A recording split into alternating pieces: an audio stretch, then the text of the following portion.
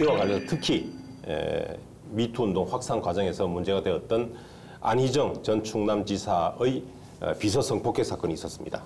이에 대한 1심 판결이 선고되었습니다.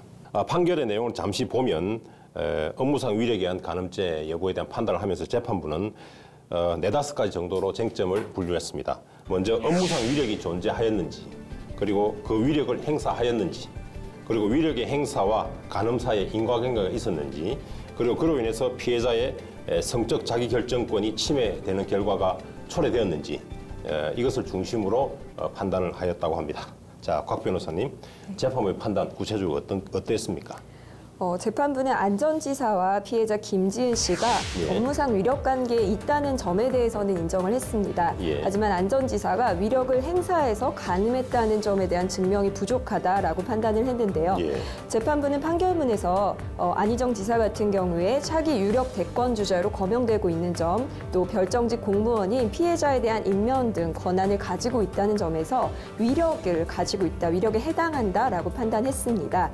하지만 재판부는 피고인이 위력을 일반적으로 행사해 왔다거나 이를 남용해서 위력의 존재감 자체로 피해자의 자유의사를 억압했다고 볼 만한 증거가 부족했다고 판단했습니다. 특별히 저항을 곤란하게 하는 물리적 강제력이 행사된 구체적인 증거가 보이지 않는다며 가장 중요하고 핵심적이며 사실상 유일한 증거가 피해자의 진술이라고 밝혔습니다. 그래서 결과적으로는 피해자 진술의 신빙성을 인정하지 않은 것으로 볼 수 있습니다.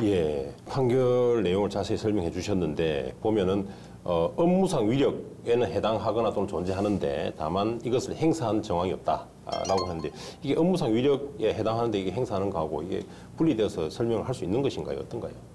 기본적으로 좀 업무상 위력죄에 대해서 설명을 좀 해드릴 필요가 있을 것 같습니다. 이게 형법 303조에 규정이 되어 있는데요. 업무, 고용, 기타 관계로 자기의 보호, 감독을 받는 자를 위계 또는 위력으로 간음한 경우에 5년 이하의 징역 또는 1,500만 원 이하의 벌금에 처하도록 규정이 되어 있습니다. 이때 위계 같은 경우엔 착오에 빠뜨리는 경우를 말하고요. 이때 위력이 문제가 되죠. 이 사안에서도 이게 폭행이나 협박을 포함하는 개념입니다. 그래서 폭행이나 협박이 없더라고 하더라도 자신이 가지고 있는 지위나 아니면 권력을 통해서 상대방의 자유의사를 제압했고 결과적으로 상대방의 성적 자기결정권이 침해가 됐다면 위력을 행사해서 간음을 하거나 강제 추행을 했다고 판단을 하게 됩니다. 그래서 지적해 주신 대로 재판부에서는 업무상 위력의 개념을 좀 협소하게 판단을 한 것 같습니다. 그렇기 때문에 위력의 존재는 있지만 이 자체로 피해자의 자유의사를 억압했다고 볼 수 없다. 이렇게 판시한 것 같습니다. 송 변호사님.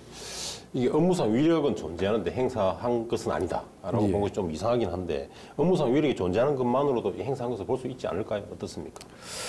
일반적으로 업무상 위력이 있다는 것 자체만으로 행사한 것으로 보는 게 법원의 기존의 이제 태도였다고 생각이 됩니다.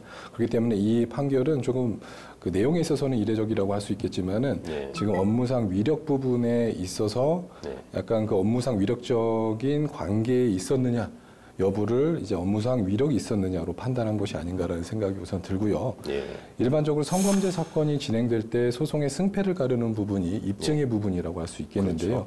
대부분의 성범죄가 가해자와 피해자 단 둘이 있는 상황에서 은밀하게 행해지다 보니까는 객관적인 증거가 부재해서 범죄의 증명이 가능한가? 라는 의문을 이제 평소 많이 제기하게 되고요.